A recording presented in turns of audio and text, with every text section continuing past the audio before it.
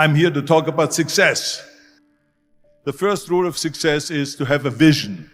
You see, if you don't have a vision of where you go, and if you don't have a goal where you go, you drift around and you never end up anywhere. I mean, as you know, I was born in 1947 in Austria after the Second World War. So I was very fortunate that I stumbled on my vision. And I didn't really like Austria when I grew up. I couldn't wait to get out of there.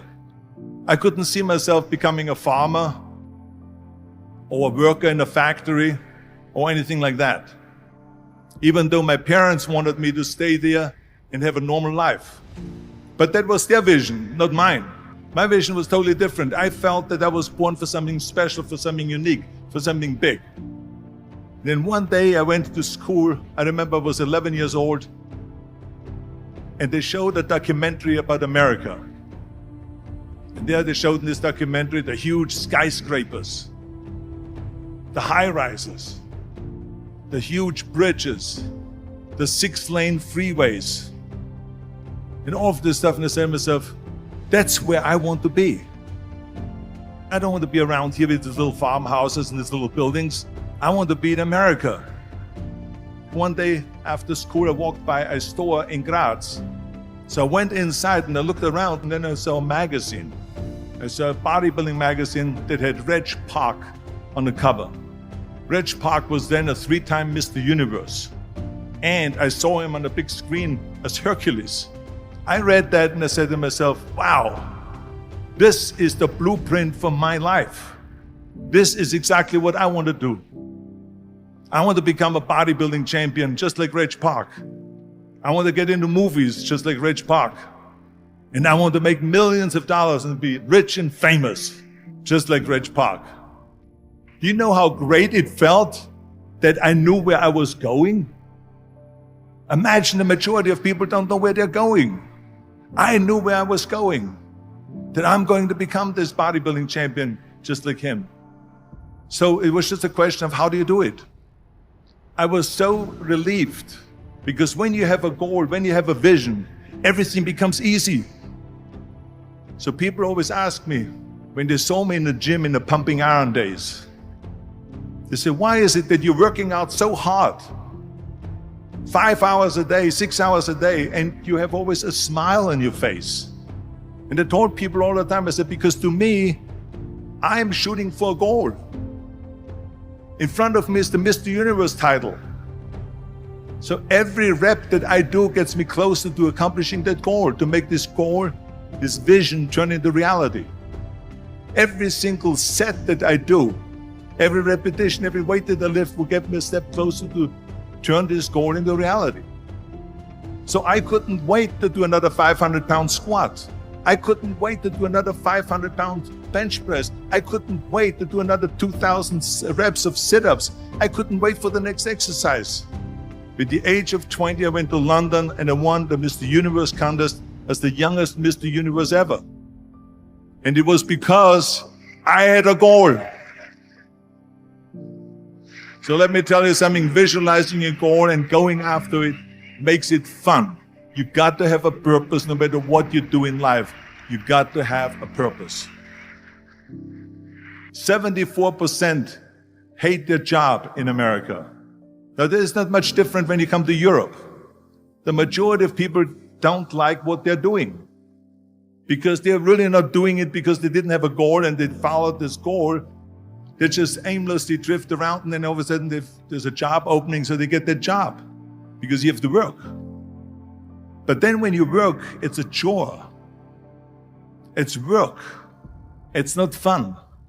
So if you think about only a quarter of the people really enjoy what they're doing in life, that is unbelievable if you think about it. So I felt so blessed that I knew what I was doing. It's like a medical student that studies and knows he wants to become a doctor. You know where to go. And the same thing is also in politics. I remember that in politics, I had a very clear vision that I will be the leader of California. That's as far as I could go because I was not born in America, so I could not run for president. So being the governor of the 5th largest state I should say the largest state, the fifth largest economy in the world, was for me really the ultimate title, the ultimate accomplishment in politics. So even though people came up to me and says, why don't you go and run for something smaller, you're never gonna make it. I ran for governor, and then 2 months later I became governor of the state of California.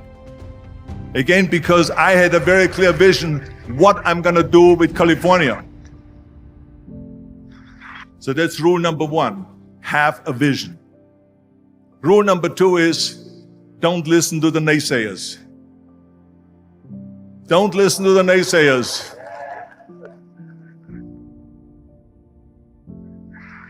Everything I ever did, the thing that I heard out of people's mouth was, that's impossible. That can't be done. Or no. That is exactly what I heard, and of course I proved to the people that it can't be done.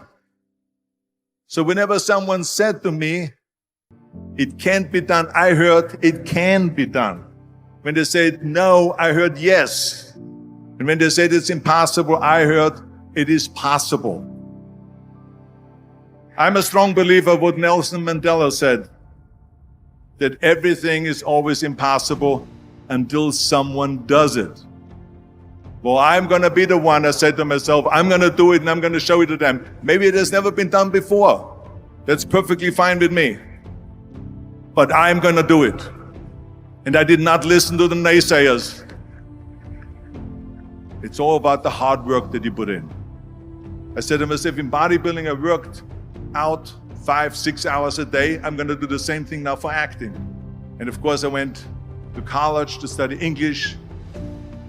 I studied the accent removal, acting classes, and all of this stuff, all day long. I worked and I worked and I worked.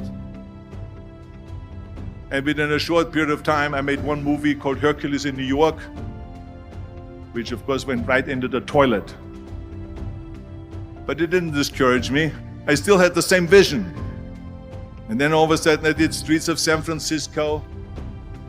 I did Stay Hungry and Pumping Iron and The Villain. And then all of a sudden, I was asked by Dino De Laurentiis and by Universal Studio to star in Conan the Barbarian.